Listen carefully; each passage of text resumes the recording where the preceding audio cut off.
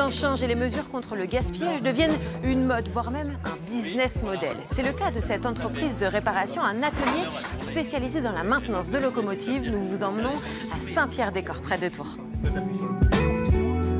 Le nœud ferroviaire de Saint-Pierre-des-Corps.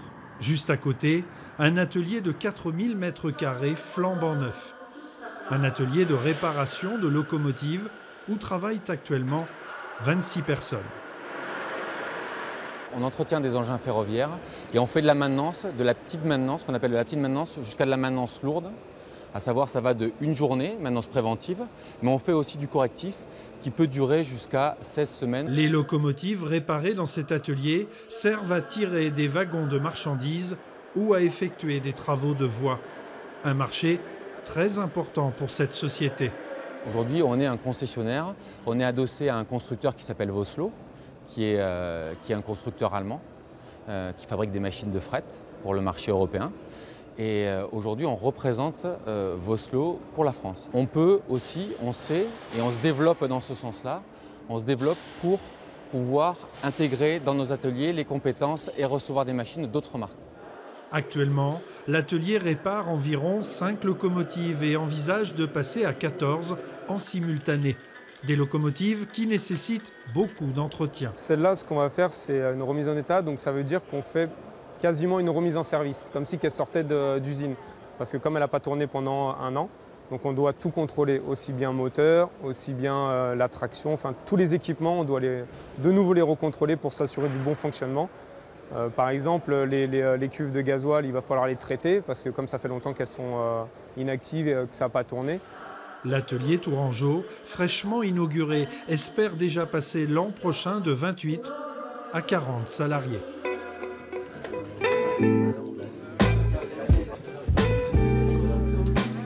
Qu'ils soient trop vus à votre goût ou cassés, certains objets ont encore de la valeur, notamment après être passés entre les mains de ces réparateurs bénévoles, puisque nous sommes au sein d'un Repair Café. Jean-Pierre, qu'est-ce qu'un Repair Café? Quel est ce concept?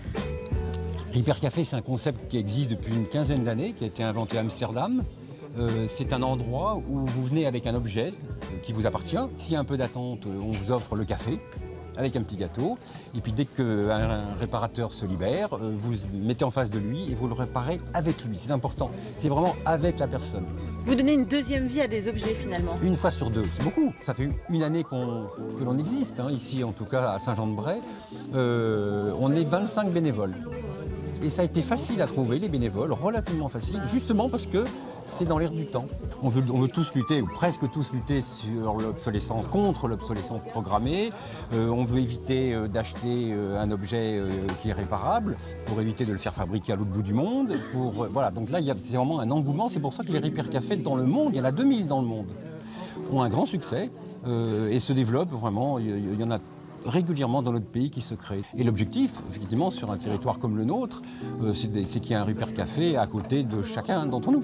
Est-ce que les réparations sont vouées à finalement aller sur le marché de l'occasion ou c'est vraiment personnel? Alors normalement c'est un objet personnel. Celui qui viendrait avec un objet pour ensuite je vais le réparer, je vais le revendre sur un site d'annonce, si on comprenait ça, on refuserait. Donc c'est pas du tout pour faire du commerce. D'ailleurs nous on fait pas du commerce, on n'a aucun rapport avec l'argent. Si quelqu'un veut donner une petite pièce parce qu'il est content, bien sûr on accepte.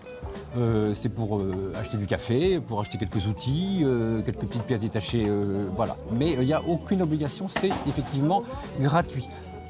Il y a beaucoup de personnes donnent, d'ailleurs c'est très étonnant, beaucoup de personnes donnent presque plus qu'il le faudrait, mais ils le donnent parce qu'ils se sentent pris en charge, avec sourire et efficacité, donc effectivement ça marche très bien avec très peu d'argent. Il y a très peu de rapport d'argent. On n'est pas dans le monde économique, c'est-à-dire un Repair Café n'est pas en concurrence avec ceux qui gagnent leur vie en réparant des objets.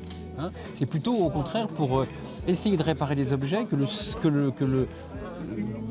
le système économique classique ne peut pas réparer parce qu'économiquement, c'est pas viable.